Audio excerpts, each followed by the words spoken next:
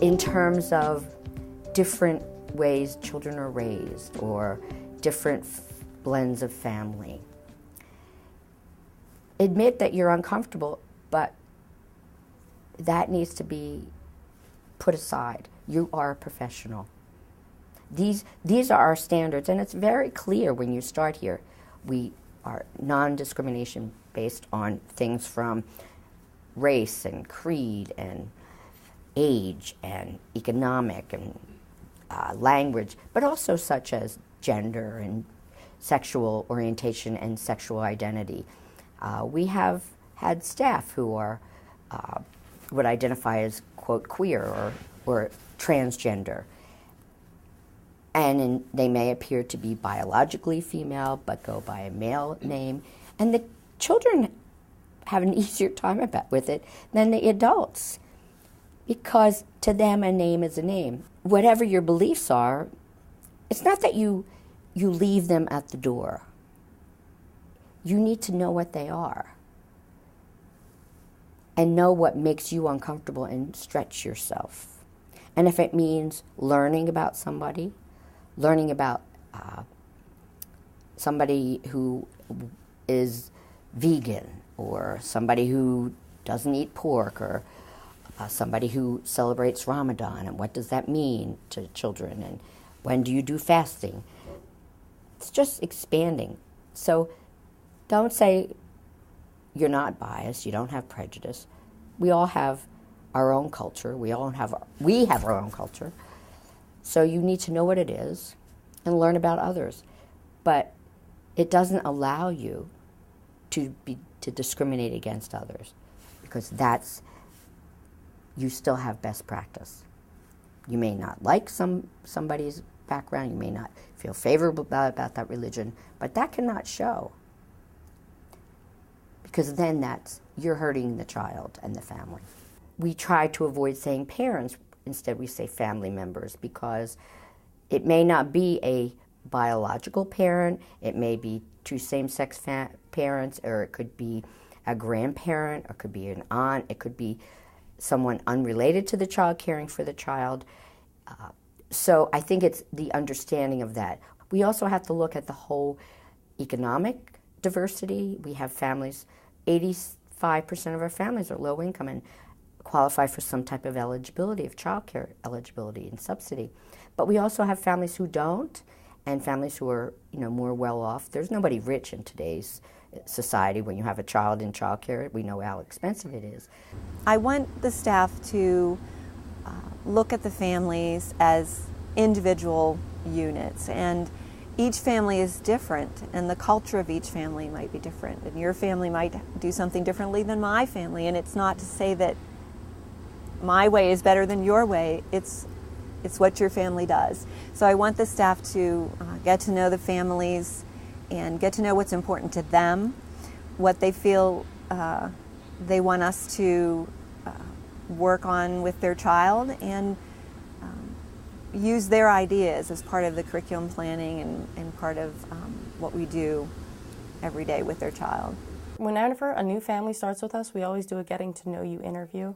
So we sit down with them and we ask them questions about their home life and about their background, who they live with, so the teachers can connect with the children on a more personal level.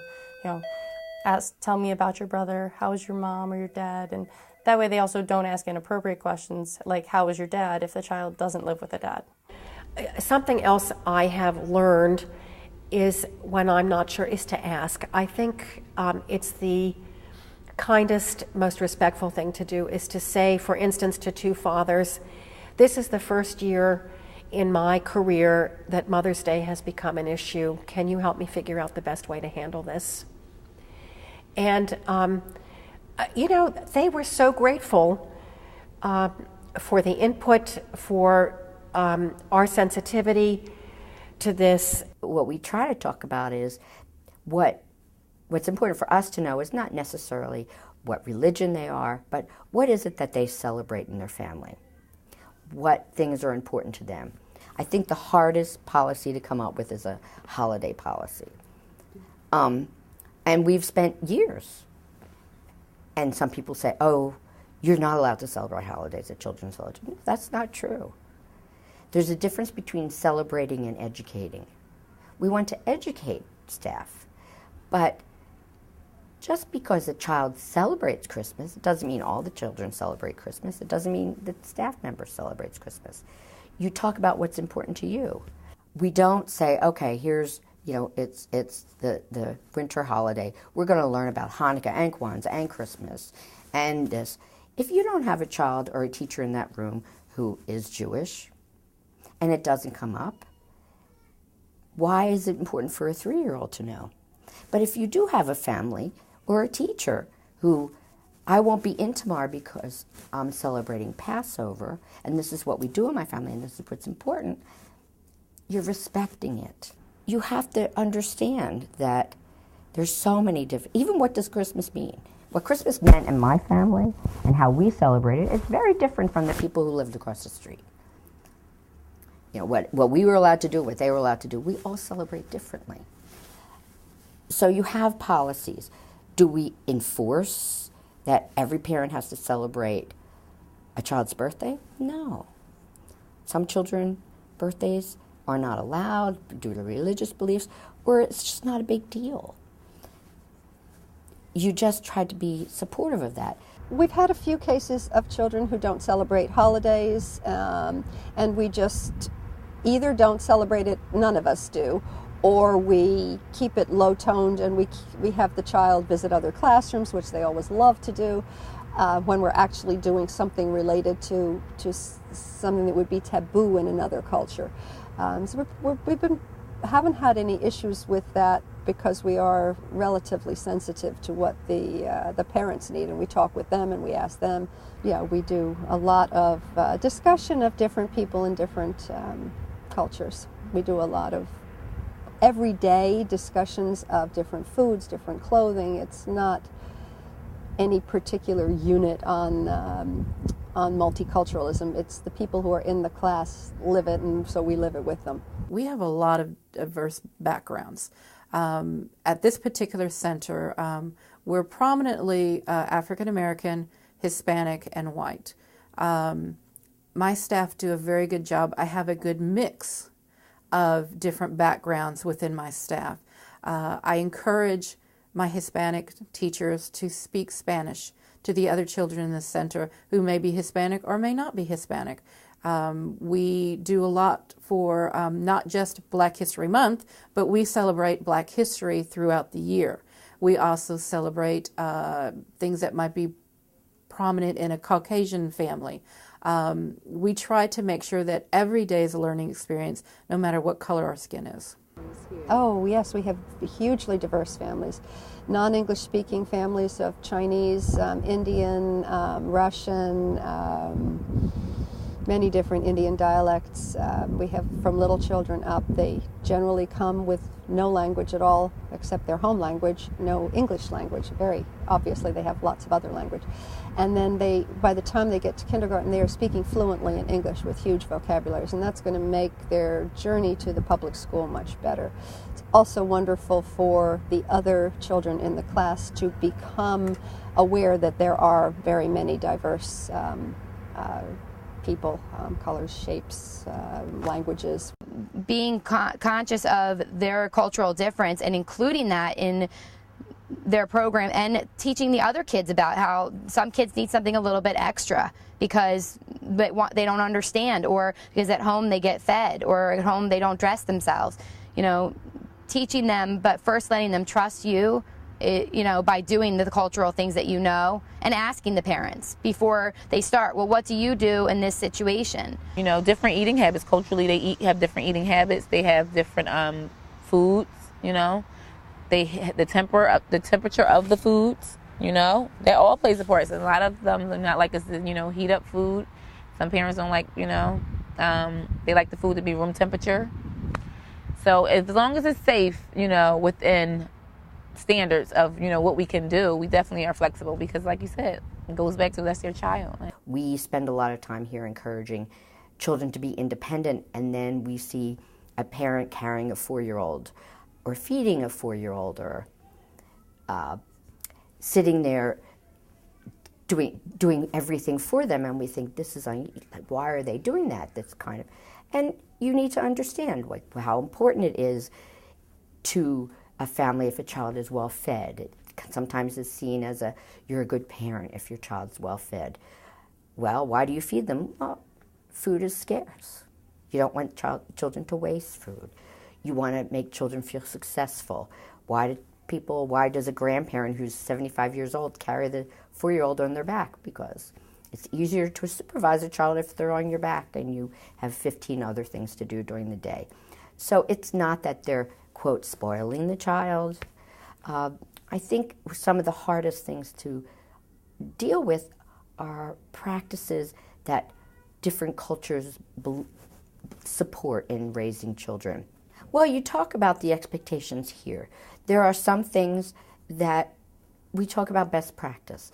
We do not use physical punishment. We don't ridicule children. We don't shame them. It's against, our policy. It's against the law, and you explain to that. And while with our family services staff and our child development psychologists and administration, you would say perhaps it is okay in your family to feel that it's okay to spank your child, but here it's not okay.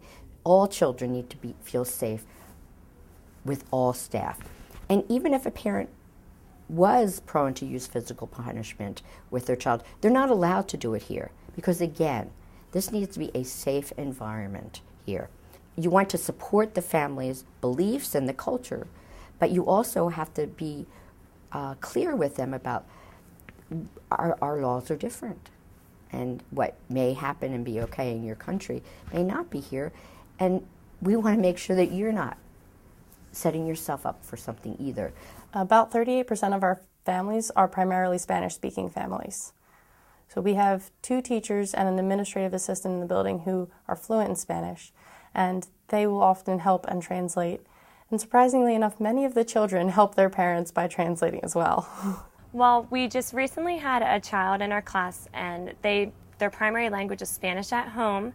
So we thought it'd be a good idea, since I know some basic Spanish and I'm in the process of learning, of setting up Spanish in our classroom so that child felt more at home, and we got the parents involved by making labels in our classroom. If you look around our classroom, you'll see our English and Spanish labels.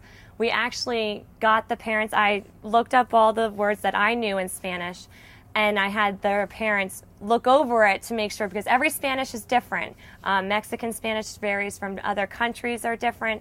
So we wanted to do the Spanish that child was familiar with in the most basic. So it's all around for them to use. We use it in our circle time. We can count up to 10 in Spanish. We work our days of the week and our months. If you go in some rooms, you'll see we have certain words for mom, dad, water, potty, in English, in Indian, Korean, Chinese, so that if I come to the room, I'm new, and I may look up there and like, okay, this means this, so maybe I can use this word, You can express a lot to children without using words. They need to feel secure. The words aren't going to necessarily make them feel secure. It's how you say the words. It's a welcoming environment. Children pick up language much quicker than adults. And you do spend a lot of time talking about the proper names for things. And you do label things in the classroom. Things are labeled. They're labeled in English. They're labeled in Chinese if we have a Spanish speaker. They're labeled in Spanish. Children don't read at 3, but their home culture is being honored here. We find that we just keep it very simple. Again, use pictures. We've even used translators if we've been able to, if we have that available. And then eventually, hopefully, the child's able to help a little bit by showing the parents. And I think that talking face-to-face is important also. Talking over the phone is particularly hard when there's a language barrier. So I always try to ask parents to come in and see me versus calling me every day on the phone. And even when the teachers who don't speak Spanish fluently make that effort to just say hello in the morning in Spanish or introduce themselves in Spanish, it makes a big difference to the parents, and you can see it in their face that they appreciate the effort. And I was grateful that it showed the relationship that we have built through the years and what our future was going to look together in that classroom with that child in there. And it gained a lot of respect for each other, I believe, and it just set a good tone for the rest of the time we were together.